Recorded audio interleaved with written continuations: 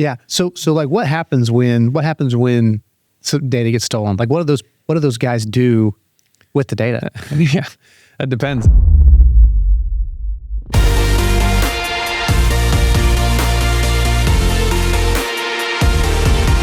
Welcome to the F3 podcast, where faith, family, and finance come together.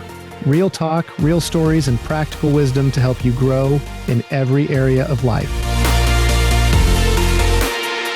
Hi, my name is Derek Hines, and I'm a partner here at Gaddis Premier Wealth Advisors. I have the pleasure of having a good friend on today, Matthew Weir with Fulcrum Insights. He's a fractional CTO. So Matt, thanks for joining us. Yeah, thanks for having me, man. I'm excited. Yeah. So what's a fractional CTO? That's a good question. And I don't think anyone knows that. So I even paused to use that word because they're like, a what now? CTO stands for Chief Technology Officer. And how I would usually describe it is, in business, there used to be, most businesses would have what they would call a CIO, a Chief Information Officer. And that kind of was representative of when every company had a big office or multiple offices. And so they've got lots of servers, they have lots of network, lots of people work in the office. So it's very kind of like old school, traditional IT. And that's like a CIO would kind of be like the top of that stack. Fast forward to today, and we really have a lot more going on in development where SaaS products, which is just going to be like web applications. Even Facebook would be a SaaS app. What does SaaS stand for?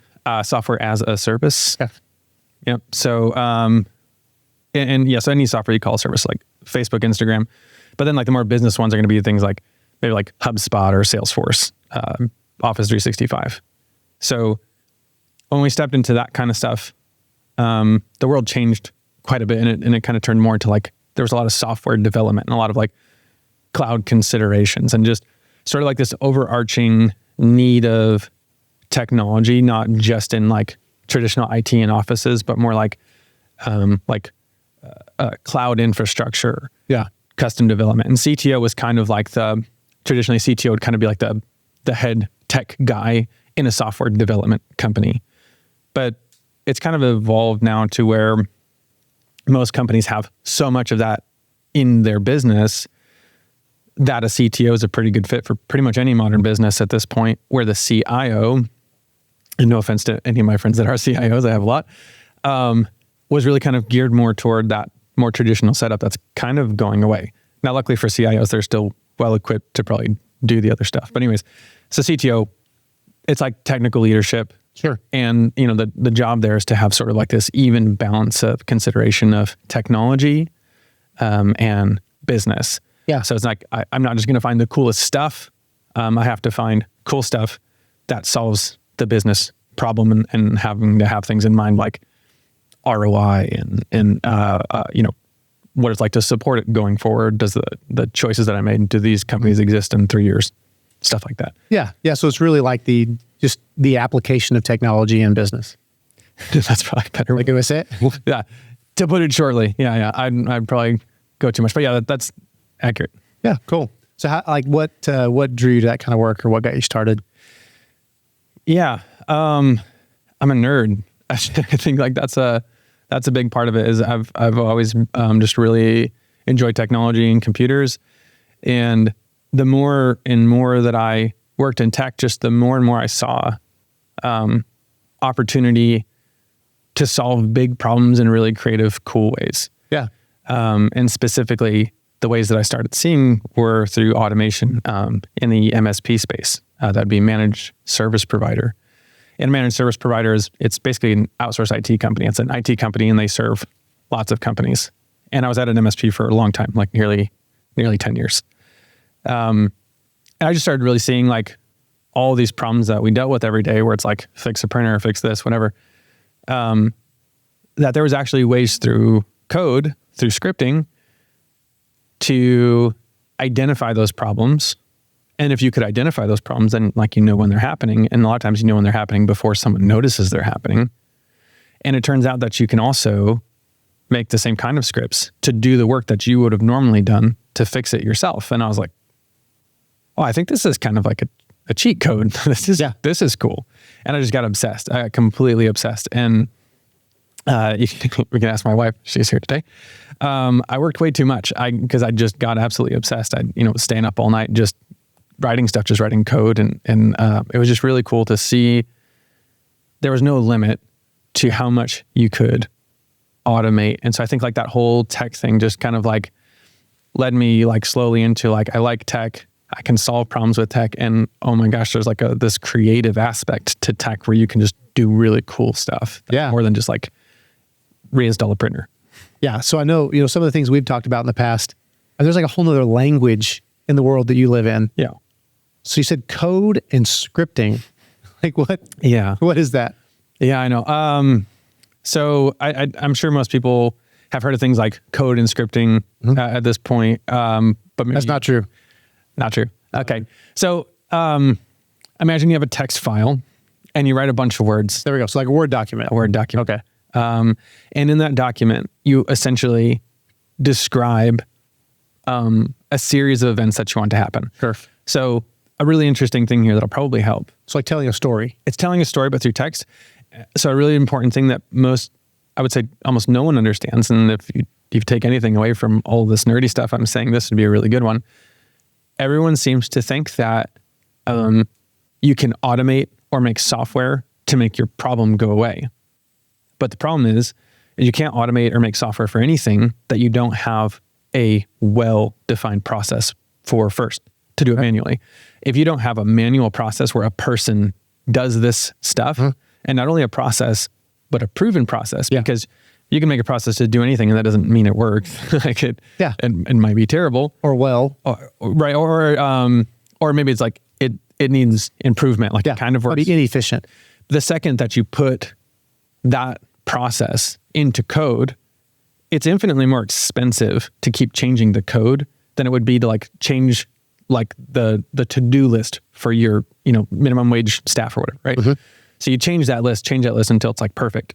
And then you take that list of like, do this, then do this, then do this, and do this, and then this happens, right? You take that same list, and in that text file, you would write code. And there's a lot of languages out there in the IT space. It's largely something called PowerShell. PowerShell is like this, like underlying stuff underneath Windows that anything you can click, you can actually type into a text document to do all the same things that you could do with a mouse. Okay. But the text document does it for you. Yep. This is really dumbed down, so don't have issues if you're a code guy. Nice disclaimer. Yeah, like I do know. We're dumbing it down for me. Yeah. So you take these to-dos, this process, and you put it into this text file to do. And so now the person that would normally have to like click this, then click this, then click this, I can say click all those things through the text document, and I basically put that code into production somehow. That's another thing to explain, but the short of it is now that code would be able to do that same set of actions that the person used to have to do. Well, the person doesn't have to do it. Yeah, you got it. And then it gets really important because if you had to do that once or twice or 10 times, it wouldn't make sense to make that in code. But if you have to do it 10,000 times, 100,000 times, 10 million times, you wouldn't need any more people to do it 10 million times versus 1,000 times because it's written. It just exists and it just does the thing. Yeah. So it's really, really powerful. And that's kind of what I meant by there's no limit. Once you identify those things that really can be automated away, it's game changing. And is it almost like an if then statement or something? So that way the code is probably dynamic. Absolutely. Well, good code is dynamic. Okay. When you first start, not so much. It's very, very like static, like do this thing, do that thing.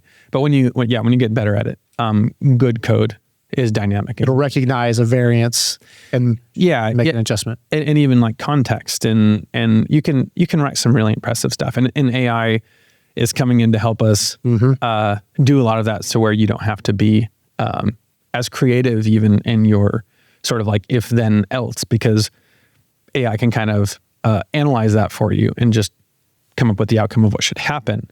And these a lot of guardrails. AI is not the it's done sticker or whatever. Yeah. Easy button. It's not the easy button. But yeah, I don't know. that's probably Yeah. No, cool. I think it's fascinating. I took, so I dropped one class in college. okay. And it was C plus. Yeah, well, C plus that's a lot.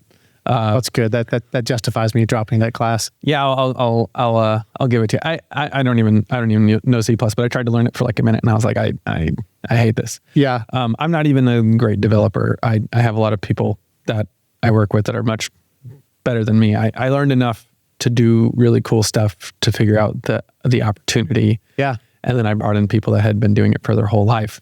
Yeah, that's smart. To do it correctly. Yeah. Yeah. So on the MSP side, I know we were introduced, I think we were talking at church. I told you what I did just like offhand. Yeah. You're like, well, that's interesting. We've done some work for some RIAs. Yep. So I was telling you about what we were doing for some problems we were having. Yeah. And, you came in and consulted with us. And so can you tell me a little bit about like that process? Yeah. I mean, you guys were Why it's important to do something like that? Yeah, critical. You guys were you're a classic example of a company that was just ripe for improvement, where things were built not incorrectly, they were built correctly to Appreciate you saying it. right, like right, that, yeah. to what used to be the standard. Yep. It was fine. Like there was not really a problem. You get into problems if you want to scale and if you want to be secure though. And those are actually both like fairly new considerations. Like you could say like everyone's kind of aware like it needs to be secure and we had our own ways, but nothing like what it's been the last even 5 years, even just since COVID. Attacks have gone up like crazy. It's been insane. And the entire cybersecurity world is insane. And then I've had a good time working through that. It's been fun. But you were a classic example of you had a very traditional infrastructure and it's difficult and expensive to secure. And it's difficult and really expensive to scale and even to maintain. So I don't know like how specific you want me to go into. But well, so I'm just curious. So with an old system or older systems you see, maybe not even using us as an example, like that might be too specific. Yeah. But why is it important to do those things? Yeah. So I'll say, a good generic example is most companies are running lots of servers. Mm-hmm. And when you run a server, the existence of a server by itself, just the fact that it exists, automatically has all kinds of widespread implications of things that you need to secure. Mm-hmm. And then it's all your fault. It's all your problem. It's your liability, your fault. So if you don't do a good job, you're on the hook. Which it's really kind of silly because it's 2025 and almost entirely you can replace everything you'd normally have on your server with cloud services that are incredibly affordable and secured for you. Someone else's responsibility, loosely someone else's responsibility. You're responsible for like maintaining and the configuration, right? There is some stuff there, but it's a fraction of what this would be. Sure. And there's no maintenance and there's no, I need to buy new servers this year. I need a new data center. And I have this graphed out in a bunch of different ways where the second that server exists, it's like you have more to support, you have more to maintain, you have more capital expenditure, you have more security to worry about. It's just crazy how quickly this goes. And so a lot of companies end up spending a whole bunch of money maintaining that and keeping it going. And there's a lot of IT guys out there that this is the system, the thing that they know, what they're used to. Mm-hmm. And they're a bit scared of the new stuff. But the new stuff is not like we're just trying it out and we're not sure. The new stuff works. Yeah. It works really well. It's much easier to secure. And not only is it much easier to secure, we can make it much more secure just completely. A really good example of that, and this is a thing that we did for Gaddy's, is this whole concept. Like people used to think like a password, like I need a really complex password so that nobody can take my account, nobody could like hack me or whatever, right?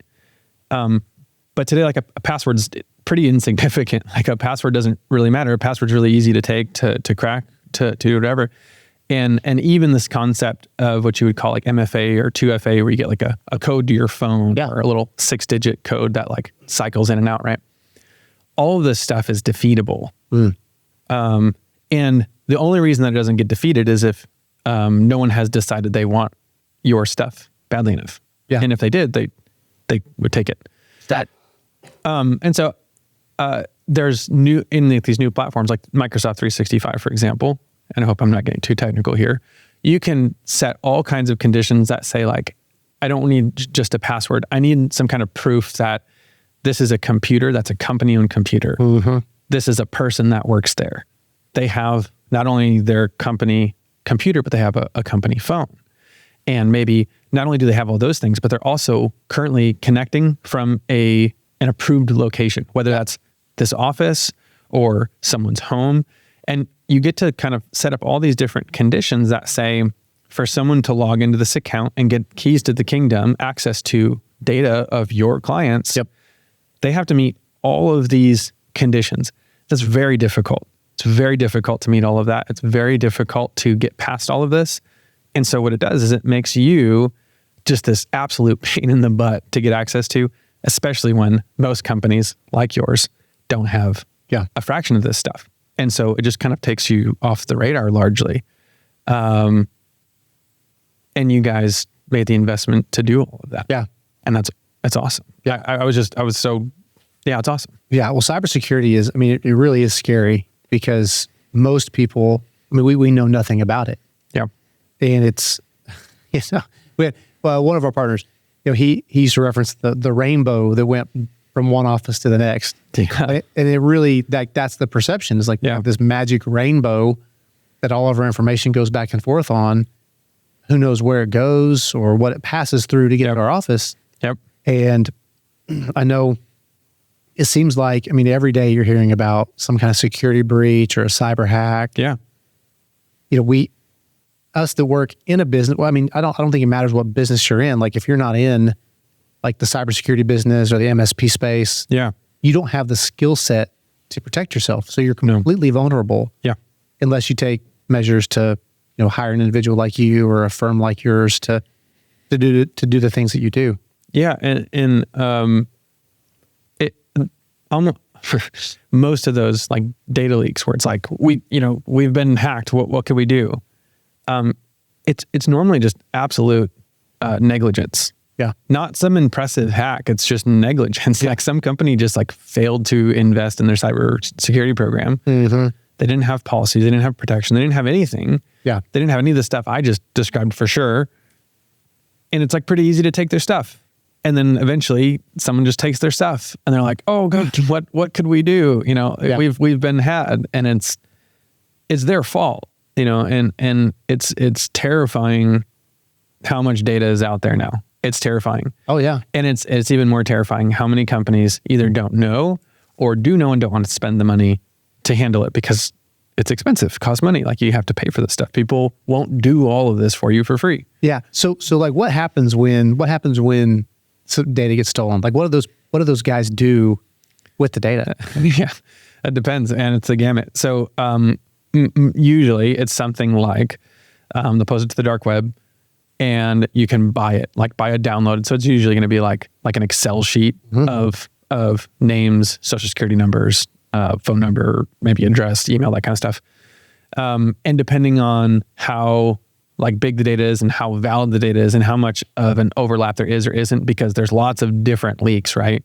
So if they're pretty unique leaks, the cost is going to vary, but essentially people buy them. And then what do they do with them? Take your identity. Yeah. Yeah. And this is why, from like a consumer, like a personal, like there's only so much you can do, right?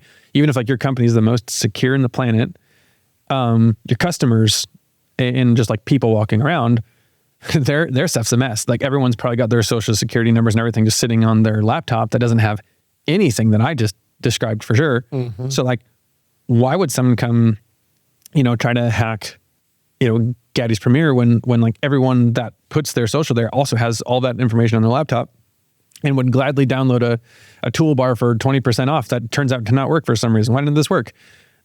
Well, it worked for what they wanted it to, but not your 20% off. And so people just freely give their information every day. So this is why I would say practically the best thing to do, since it's a bit hopeless and your social security number is probably out there, have your credit locked at all times, unless you're going to use it, because almost surely it's out there. And that's really all you can do. Yeah. So I'm going to show my ignorance here. How do you lock your credit? You have to contact the different bureaus and do it. And I think there's a couple companies, and I don't remember the name offhand, that'll do it for you. Yeah. It's like a fee a month, and basically you can like use their dashboard and they'll kind of like do it on your behalf kind of thing. Yeah. Yeah. So probably a service like that's the easiest, but you would just reach out to the individual, bureaus like Equifax or, whatever, all the ones are. And lock it down, which is a pain because then you want to get a new credit card. You have to like call them to unlock all of it, get your card, call, lock it back up. But it is much better than the alternative. Yeah. Yeah. That's crazy. Yeah. And it's just getting worse. So yeah, bear of bad news. Sorry, guys. Yeah. I mean, the world just keeps changing. Like you mentioned AI earlier. Yeah. So, I mean, is this going to get worse with AI? Is AI the devil? AI is a long topic.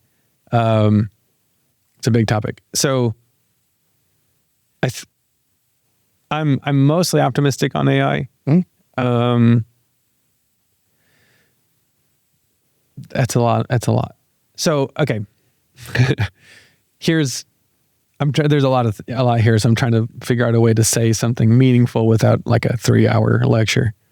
AI unlocks a lot of possibilities for us, but AI is only really as powerful as sort of like the subsystems, like the infrastructure that we've built for it over years and years and years and years. In large part right now, AI is more or less just a natural language model. So like basically what it's good at is like reading what you say and responding to you in a way that sounds like another person, right? So it's like, everyone's used ChatGPT pretty much at this point. So again, not true. Not true. In my world. In your world. There you go. Well, you should use it. It's cool. So, but it's mostly like natural language, but I would say like the kind of like caveat to that, it's really good at like, reading other like natural language and sort of like making assumptions or summaries or things from that language, right? That's cool, but it's not like, that's not going to let it take over the world, right? So what happens is people say things like AI can do anything, but what they actually mean is like AI is sort of like a layer on top that sits on all kinds of infrastructure that's going to let it do anything. So for example, this is a perfect way to show this. There's something called a CRM. Sorry. Yeah. Something called a CRM. And a CRM is all businesses use these. It just has all of your like contacts in it that you're trying to market to and you're trying to sell them, right? And it's going to do like drip campaigns. It's going to send emails out like, hey, buy our stuff, and it's going to help track their activity. Yeah. And then also most of the time your sales team is in the CRM and they're calling those people in the CRM that are potential customers and they're saying, do you want to buy our product? Can we do a follow-up? Can we have a meeting? And they're keeping all their notes in that CRM. Yep. So there's currently AI that can connect into your CRM, that can read through all of your customers, read through all the notes that you've ever made on them, and make outbound calls to all of them for you and have a great conversation with them. It's almost instant and sounds very natural. So it sounds something to the effect of, hey, Steve, this is Bill from Gaddy's. Just, I know we talked back in December, just checked up, wanted to see how things are going. If you wanted to meet up, maybe sometime in January, I've got openings toward the end of the month. How's it looking? And then say, and in that I would need to say, by the way, I'm an AI agent. And normally the response is something like, wait, this is AI? And I say, yeah, I'm AI.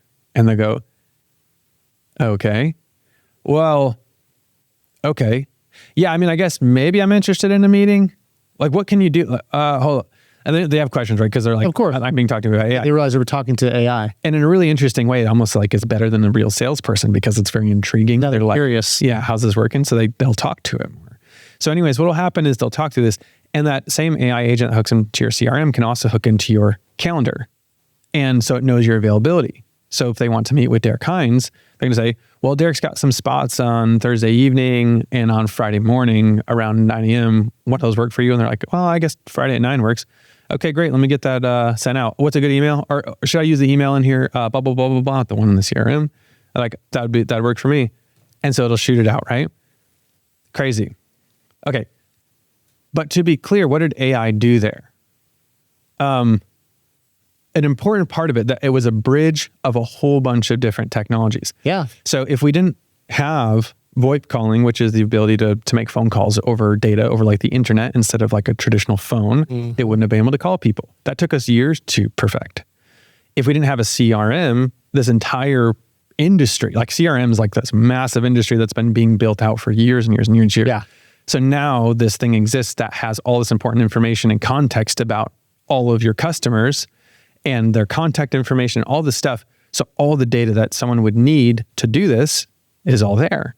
And then calendars exist in all these. And by the way, between all of these things, not only do they all exist, but these connectors exist. It's called APIs that it can hook into to talk to all of those platforms through code. So again, what did AI do?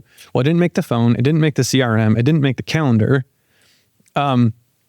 But it made natural language, and it was able to read all the context and regurgitate it back to you, kind of the same way that if you hop on ChatGPT for free right now and you say, hey, talk to me like you're a salesperson and you want me to set a meeting with Gaddy's Premier for Friday at 9 a.m., it's going to blast out quickly, a few seconds, a really good pitch to get you to meet on 9 a.m. So that's natural language. So now there's actually only like 2 pieces after that natural language to make all this work. Have a voice read that sounds real, and connect those into these things that already exist. So people make this mistake to say like AI has already changed the world, and it has to be fair. But if you get what I'm saying here, it's sort of like a connector. It's sort of like an enabler. It's this cherry on top of this pie or whatever that has made all the tech we've been building for years start to have these really crazy implications of productivity without people, and it's scaled like crazy. That is wild. So people are doing that. Oh yeah. Oh my God. Right now. Yeah. I'm actually that just blows my mind. This is fresh. This is top of mind because I'm working on it for some of my clients because it's huge. It's awesome. Yeah. Yeah. I'm spending a ton of time in AI. I'm a CTO, so it's my job to try to keep up on the newest, latest stuff because I should know a lot about it by the time someone asks me about it. So I've been sitting around like listening to 3-hour lectures from Stanford on data modeling and yeah. So do you know so we're doing this in the US, like any specific regions that are picking this up pretty good? I'm just curious, like, because our firm is in a very rural, probably a late adopter with technology, but I don't know if it's anywhere more than somewhere else, but it's becoming really widely available. There's better versions of it, but even like a really general use CRM, so Go High Level is a CRM. It's really cheap, and it's widely used because it's so cheap. Where HubSpot gets really expensive really fast. Yeah. Even Go High Level has some stuff built in for what I'm saying. Mm-hmm. Like they're building stuff in and expanding that capability towards like a turn it on kind of checkbox sort of situation. Yeah, I'm going to go check out CRM after this podcast. It's not perfect. Like that one isn't perfect. Yeah. But there's a lot of promising stuff. And it's crazy. It's crazy. It's absolutely crazy. But again, I just want to be clear on like what part did AI play there? So when people keep talking about AI. Yeah, sort of the interface that integrates all the parts. It's really cool. Yeah. And like that kind of gets like, every time like we iterate on technology over the years, it's like every piece of technology gets like faster and faster and faster, and they can all talk to each other, and it's really, really fast. And actually the slowest like interface that exists today between all this technology is us to the technology. because technology can just talk to each other instantly. I mean, it's nearly instantly, right? We're the slow part. We have to type with our thumbs or with a keyboard or talk to it, right? Yeah. This is why Elon's working on like Neuralink. This is why Meta is working on this bracelet like watch thing that intercepts brainwaves. They're trying to find like a faster interface for us to interact with this stuff because we're sort of like the bottleneck in all of this right now. And so like in a really interesting way, AI doing that kind of stuff, it's almost like, it's not fair to say replace, but it's subsidizing at least like our interaction because like we're so slow to do it because that AI agent, I mean, it can just blast calls all day, every day. Man. Yeah, that's mind blowing. Yeah. Yeah, I don't even know what to do with that. That's one. There's a lot. But I think that's a really good like applicable thing. Yeah. Yeah. Do you think? I mean, and so people they're intrigued by getting a call from AI as opposed to like freaked out or scared. Yeah, usually intrigued, and you know, I'm sure like your mileage may vary depending on industry. Yeah. So like for me, if I have outbound calls going and I'm a CTO and I'm offering fractional CTO services and you get called by something like that, you're interested. Whatever this tech guy has got, that's good. Yeah.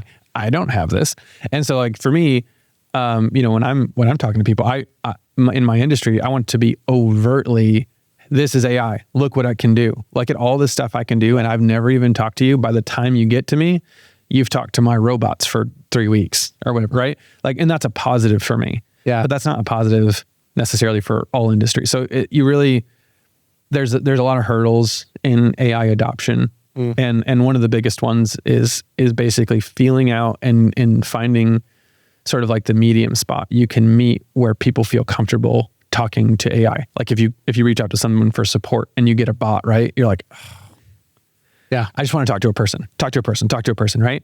And so that doesn't have very good adoption. So it's like, what is the way to change that perception? Because if people would talk to the AI and be happy about it, that would be great. Like we could save lots of money, we could whatever. So there's problems to solve, and we're figuring it out. Yeah, that's awesome. Man. Yeah, what's the rate of change? Isn't there like isn't there a term in the tech industry? I don't like how fast are things changing? Yeah, probably. I don't know it. It's really fast.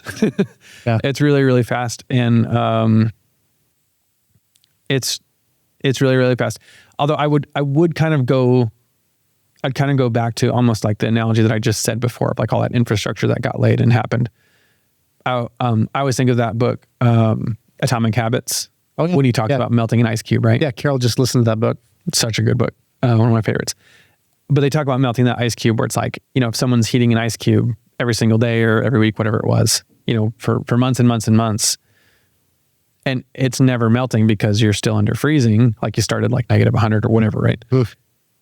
It's going to look like nothing happened and you didn't do anything until you passed the freezing point. And so anyone that starts to see that ice cube melt from this day to that day would say, you're an overnight success. Yeah. It happened instantly. But they didn't see the months of heating up from, you know, negative 100 or whatever it was all the way to past freezing. Yeah.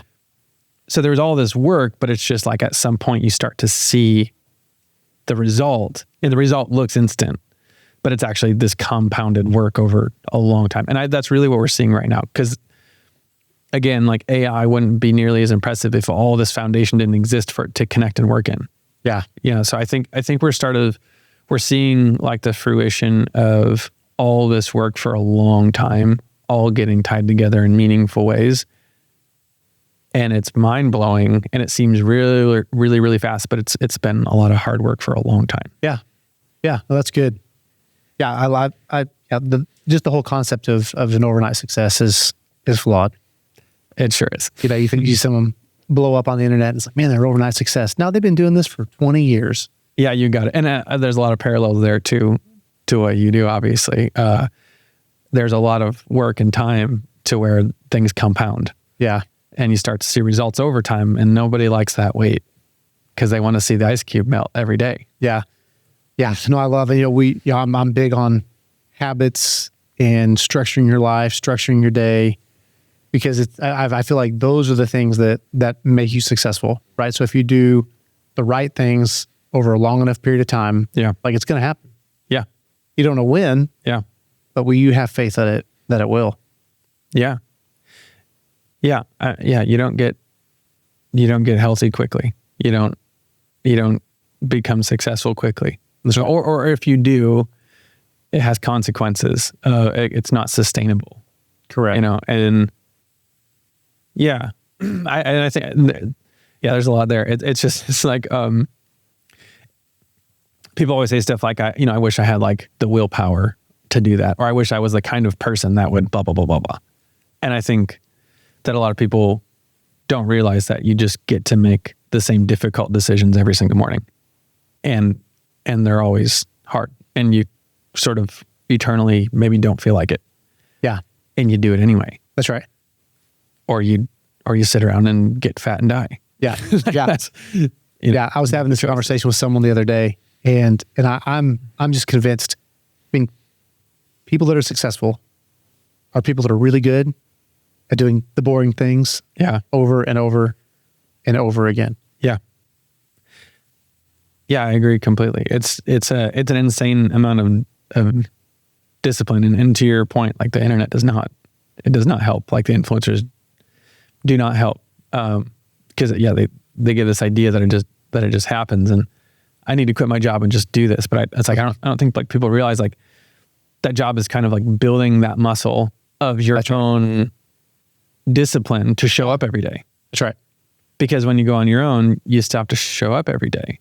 And if you don't, you just fail. Yeah, it's even more. Like most, even more. Most there's like this this bravado, or I don't know. There's just a misconception on what being an entrepreneur looks like. Yeah, right. I mean, you understand as a fractional CTO, so if we go get jobs and work for a company, you have one boss. Yeah. But when you're an entrepreneur, everybody's your boss. Yeah. I've got hundreds of bosses. Yeah. And none of them are calling me at 8:05 asking me where I am. Yeah. Right? Right. Yeah. So you're like, it's even there's more discipline required. Yeah. Because you have to have that intrinsic motivation to get up in the morning, to do the work. Yeah. Because no one's watching over you to make sure that you do it. Yeah. No one's coming to save you. It's your problem every day. That's right. Who says that? I don't know, but it popped into my head as soon as you said that. I was like, yeah, who? He's going to ask me. Yeah, I don't know. It's a thing someone says. It's not mine. That's right. But yeah, it's true. Like no one's coming to save you. It's way harder. Yeah, but there's so much there. Yeah. Yeah, there's a lot to it. Yeah. So what? I don't know. What do you think? What do you think draws you to that? It's a good question. What drew you to that? Yeah, it's a good question. I grew up in poverty, like extreme poverty. And I think I just didn't want to ever have to live like that again. And I think importantly, the only kind of reason like we made it wasn't because of, I have 6 siblings. The only reason we made it wasn't because my parents kept pulling through. It was because sort of the rest of the world kept pulling through. Like people at church would show up with food because we didn't have any. Yeah. Or someone would pay for our electric bill because we didn't have electricity and it was the winter in Michigan. Or gas, whatever it was. And so I think I just kind of like saw myself and my siblings always being saved sort of by other people. And I obviously like really appreciated it. So it wasn't like I don't want to, I don't know. It was not like that was like a negative thing, but it just made me want to be able to do that for other people. Yeah. Whereas like I've been served in a way that like let me survive. And I would like to do that for other people as much as possible. And that was just like like a fire that kind of got lit. And then when I was like, I don't even know, probably like 9 or something like that, I like read Proverbs, and I was like learning about Solomon. Mm-hmm. And I was like, well, that sounds cool. I mean, this guy is intelligent. He is smart. He is rich, and like, what a cool guy. I didn't know enough about Solomon yet. There were some other weird problems. But I was like, wow, I think I want to be like Solomon. Yeah. And I think at like that moment, that just got kind of like put on my heart, like really heavily. That's like, Solomon, like that's what you're supposed to be. And I don't know if I'll say like, I think that was like what God kind of told me at that moment. Like, yeah, sure, that's like for you. And I want to say I was like 9 or something. And since then I've never looked back. I've just known like the entire time that it was my job to go figure out how to make a lot of money, like a lot of money. Yeah. And not because, I just want, bougie life and all that, whatever. I want to take care of my kids and my wife, right? Obviously, like I want to do a great job at that. And I do.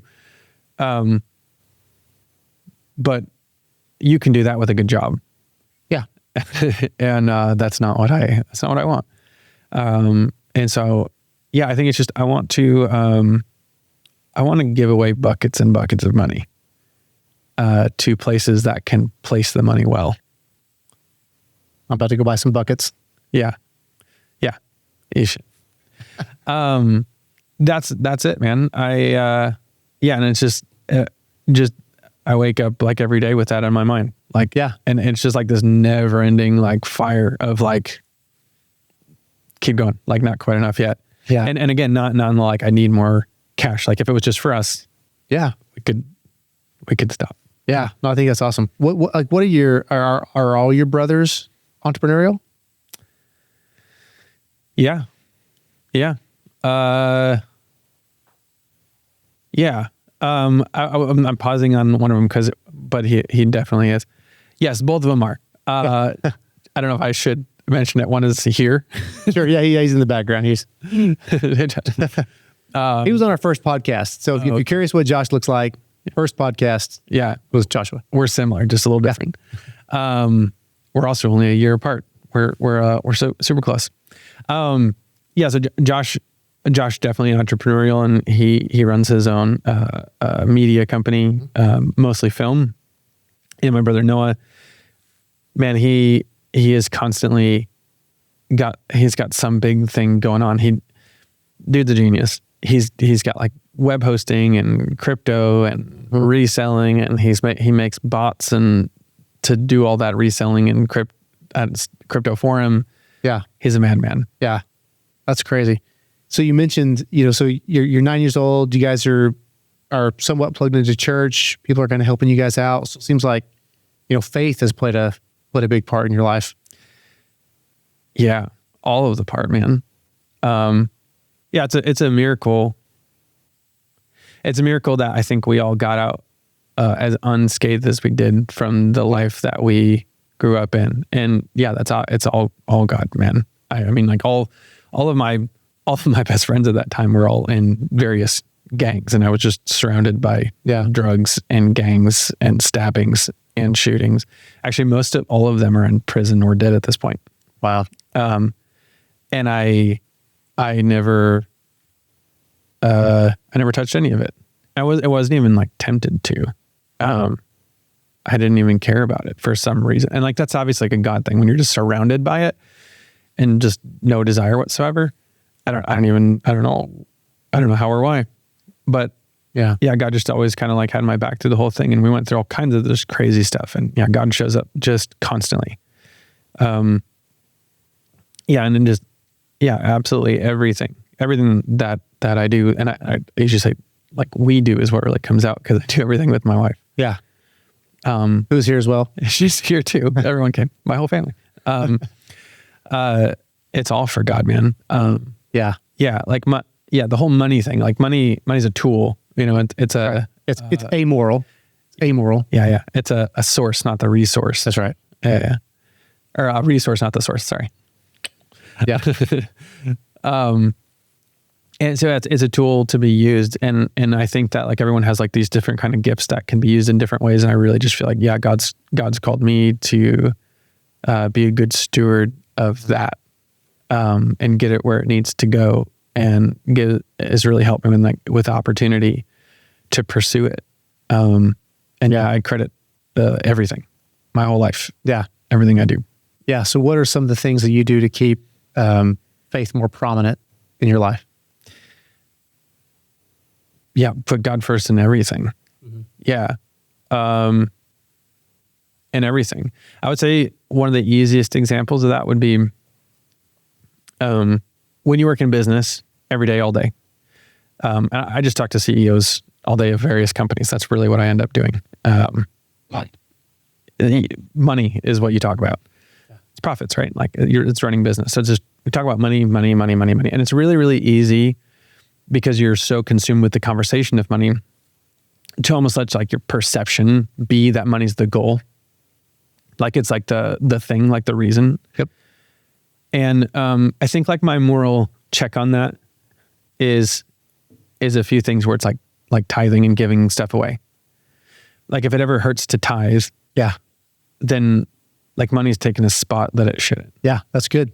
Yeah. Yeah, my wife and I do that too. Yeah. It's like if there's ever any sort of hesitancy to give, that's a red flag. Like, hey, this is becoming too much of an idol in my life. Yeah, and even things where it's like, I want to buy a thing and it's expensive, and I'm like, hey, we could probably pull it off, whatever. But it'll hit me that like I saw like somebody needed a car or whatever else, and it was cheaper than that thing, and I was like, oh man, wish I could help them, or something, right? Then, oh geez, and then actually last time that happened, we bought someone a car. Yeah. It's that stuff, because you're like, oh my gosh, like how am I like okay to like buy myself all this stuff, but like someone in need, like I didn't need this, like I would survive with or without it, but I had a pause to like change that person's life with, and that's an insane thing. Like that's a disgusting thought, and it's like buy the freaking car, because you have to like keep that in check at all times. Yeah. And so I think it's just kind of like this repeat muscle. And not only that, but like Annie and I, my wife, we plan everything every year. We'll plan out our entire year of all the things that we're going to try to achieve and accomplish, and what that looks like on a kind of more of a daily basis. And it's always first. It's like God's first in all of those plans. Yeah.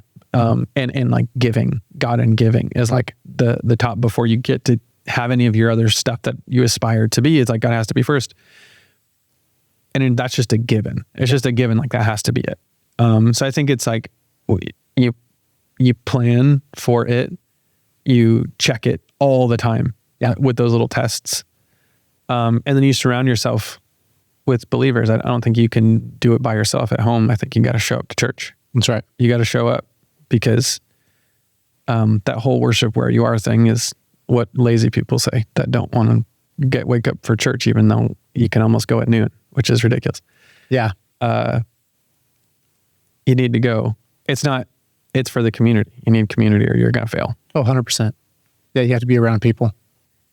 Yeah. That's awesome. Carol and I are similar. You know, we do sort of our annual goals together, determine what, I've got a whole process I have for setting my annual goals. Whether that be identify a word or a theme for the year, accompanying scripture, correlating pillars, and then setting goals, in those specific areas. Yeah. But really trying to, and I used to, and I've talked about this here at the office recently. It was probably 10 or 12 years ago. I hated goals. Yeah. Hated them. But I didn't really understand how powerful they could be. Yeah. Right. So we look at our goal setting time of the year as really a time to dream. Yeah. It's a time to, step back 50,000 foot, 100,000 foot. Yeah. And like, what is God calling us to this year? And what steps are we going to take to be obedient in that? Yeah. And it's just dream about, what it is God calling you to accomplish. Yeah. And I think that's such an, I don't know, it's like understated, or it's like not popular enough to talk about dreaming. Yeah. And it's so hard because I think like the world almost tries to like demonize or like make dreaming seem like a head in the clouds, like wasted time sort of thing. But that's not what the Bible says. So that's interesting. And I even have a hard time with that sometimes, because a lot of times my goals are much more like, I'd say, not always, but a lot of times like linear, like a thing that I can achieve, that I can see a path to, right? Because I'm, kind of like thinking through how to achieve it. And Annie does a really good job keeping me in check of like, of dreaming. Yeah. Yeah. Of like, not things that like we need, but like, where do you want to go? That's right. Where do you want to be? Instead of like, and we did a vision board a couple years ago, and I was like, I don't want to do this. This is not who I am. But it felt dumb. Absolutely felt dumb. But what it did was it made us have to get really specific, not just on like the words, but like what it looks like. Yeah. And that was really interesting. And then we ended up looking back on that, I don't know, like a year later or something like that. And we're like, oh, we crossed off like 6 of these. Yeah. But what was funny is we weren't thinking like we have to achieve what we put down on the vision board. Like we had goals sort of like separately. Yeah. Didn't even like cover that. But I think, I don't know, something about just the act of like putting it down, saying like, this is who I want to be. This is who we're going to become. Yes. We became it. Yeah. It really did. And I was like, dang it, this works. Yeah. I love the idea of who do we want to be? Who do we want to become over what do we want to achieve? I think it can almost be like a chicken and the egg thing. Like if you strive to achieve something, like you will become the type of person. But I mean, we are called human beings, not human doings. Yeah. And so really focusing on who is it that we want to become. Yeah. And I think that's so powerful. You mentioned something earlier about like just God calling you to make money. I think there's, I do believe that God always gives us like it's a complementary gift. Yeah. Right. So if God has given you the ability to make money, you're a giver. Yeah. And I think that holds true for most people that I know. I think it's a healthy practice. Like if you were, if God gave you the ability to make money and you didn't give, like you would not be, it would not be a good thing. No, it would be terrible. And and I won't take all credit for that. Like Annie, again, my wife, she's much better than me in most all things. And she makes sure that we give. I'll just be working and I'll like have to check in all the time. I'm like, did we like, what have we like given away in the last like few months? Cause like, I don't know. I don't know. Did we not do it? I think, did we not do it? Yeah. And I'll know like I handle like the church tithe. So I know that, but that's like, baseline. What do you give other than that? That's right. And she's like, hey, yes, here. And she'll just start like naming off this like list of stuff. And I'm like, okay, sweet. I'm just checking. I'm just like, I don't want to get lost in like, just driving forward. Yeah. But you need to feel it, right? It needs to be tangible. Yes. The giving. Yeah. Cause again, it's just so you see so many people get consumed with money. And again, I'm surrounded by it and the decisions of it and the focus on it. Yeah. And it's like, what will stay true as my God? Yeah. And hopefully it's God. Yeah. Yeah. Well, I think most people, a lot of people that you can be, not wealthy. Yeah. And consumed by money. Oh yeah. You can be wealthy and consumed by money. Yeah. It doesn't matter how much money you have, whether you're consumed by it. Yeah. And there's even like a good argument that like not having enough makes you more consumed by it. Cause you have to, you're obsessing over not having enough. Yeah. Which is like, gets to this really weird conversation of like, I don't know, the whole, church, like, it's bad to be rich or, prosperity gospel stuff. Yep. But at the same time, it's like, you're trying to like make sure that everyone only has enough for themselves and not enough to help other people. Mm-hmm. That doesn't feel biblical. So it's like this weird thing where it's almost like this, like, corrupt version of humility and like poverty. Yeah. Like creates this worship of money because you don't have enough and like destroys like giving and Yeah. It's a weird thing. It's weird. It's all like a weird perversion of what is good. Yeah, very much so. Hate all that. Yeah. Cool, man.